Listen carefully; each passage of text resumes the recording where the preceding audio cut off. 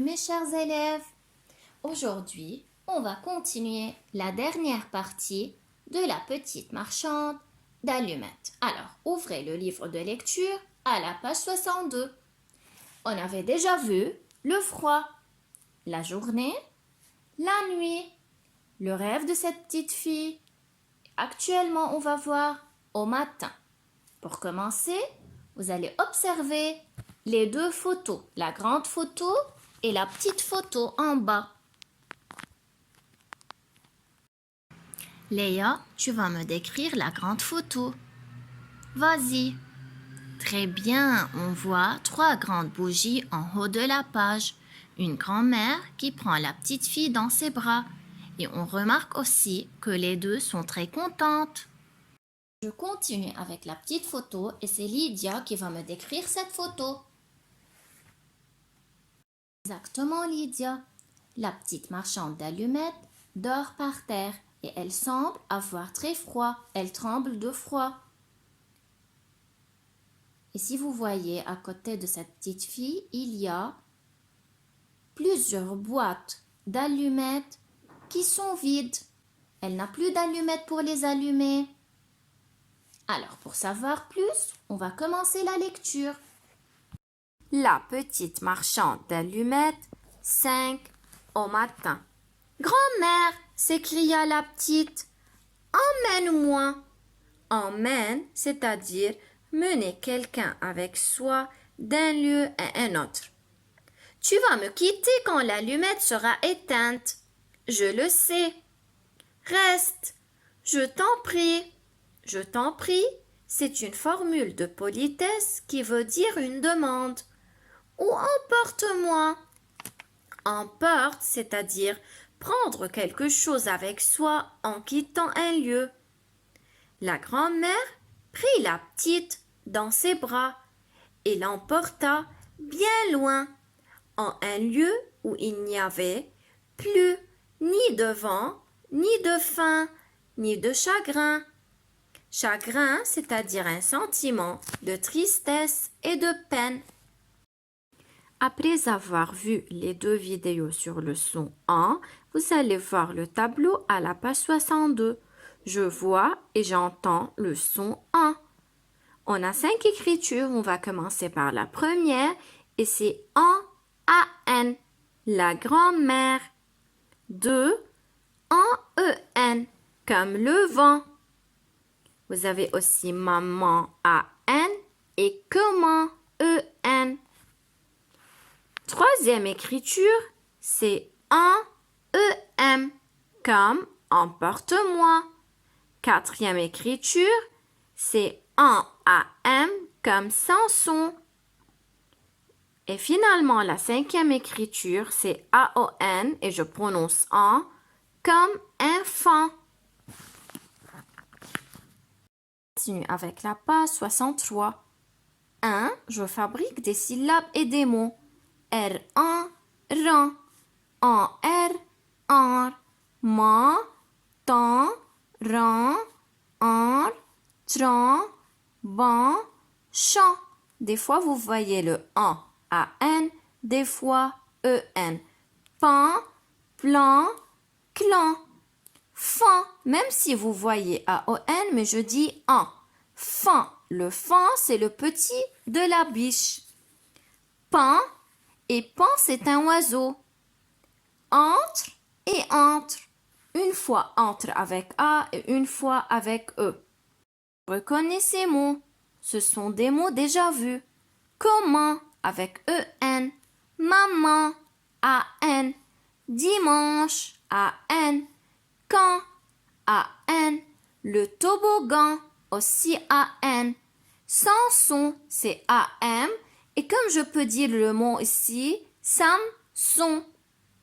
La photo de la page 63, j'essaie de lire. Et c'est Simon qui va me décrire cette photo. Oui, Simon. Très bien, Simon. Le vent souffle très fort. Il emporte avec lui les allumettes de cette petite fille. Et c'est pour cela qu'elle paraît très triste. Je vais lire la petite marchande. Marchande, il y a A-N. d'allumettes et une, je fais la liaison enfant. Et dans enfant, j'ai le EN et le AN de an. C'est une petite fille qui a froid. Elle marche dans la rue, dans AN. Le vent, EN, emporte EM en ses allumettes. Ses allumettes. S et S. Elle est triste. Elle pense à sa grand-mère. En grand. Attention. Emmène-moi. Emporte-moi. On a le tableau en bas de la page 63. Je vois en AN ou bien EN, mais je n'entends pas le son en, comme par exemple un âne, un chien. Elle avec S, c'est un pronom personnel au pluriel. Et lorsque j'ai un pronom personnel au pluriel, il avec S ou bien elle avec S, j'ajoute au verbe ENT. Mais même s'il y a ENT, je ne prononce pas le NT. Je dis elle chante. Et le son en. Et on va voir 3 phrases. On va commencer par la première phrase et je n'oublie pas de commencer par une majuscule. C et le C apostrophe sol et puis j'ajoute EST. C'est vendredi. Et dans le mot vendredi, j'écris le EN. C'est vendredi, virgule. Valentine. Et dans Valentine, je mets EN. Et bien sûr, puisque c'est un prénom, je n'oublie pas la majuscule. Valentine et EST. Dans AN. Sa chambre. Dans champ, il y a AM. Alors, c'est vendredi, virgule. Valentine est dans sa chambre et je mets à la fin un point. Deuxième phrase, bien sûr, je commence par une lettre majuscule. Elle enfile. Elle enfile. Et le en ici, c'est EN. Elle enfile un pantalon, c'est-à-dire elle porte un pantalon. Et le pan dans pantalon, c'est AN. Et puisque c'est un, alors je mets blanc. AN et à la fin un C que je ne prononce pas.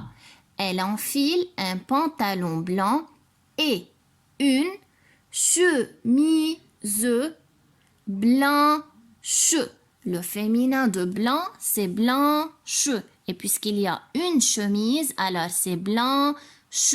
Blanc AN et blanche AN. Avec, à la fin un C, même si je prononce le son que, avec, des, au pluriel avec S, alors des rubans, le son en, AN, des rubans, j'ajoute à la fin un S, sur les pluriels S, manches, alors les manches, un S, et le en, c'est AN. Dans cette phrase, seulement enfile EN et les autres mots, c'est AN. Et bien sûr, à la fin, le point. Elle enfile un pantalon blanc et une chemise blanche, avec des rubans sur les manches. Point. Une phrase de la dictée. Les, L majuscule, et les avec S, enfants. Alors, les enfants avec S, et dans le mot enfant, il y a au début le EN, ensuite au milieu AN. Les enfants au pluriel, alors j'ajoute au verbe ENT. Les enfants chantent en AN et à la fin je mets au verbe ENT et je prononce le mot chante. Je ne dis pas chantant, je dis chante. Les enfants chantent et Danse, et dans danse, c'est A-N. Et aussi, j'ajoute le E-N-T parce que c'est les enfants au pluriel. Sous la tente. Tente, E-N. Et à la fin, je mets le point.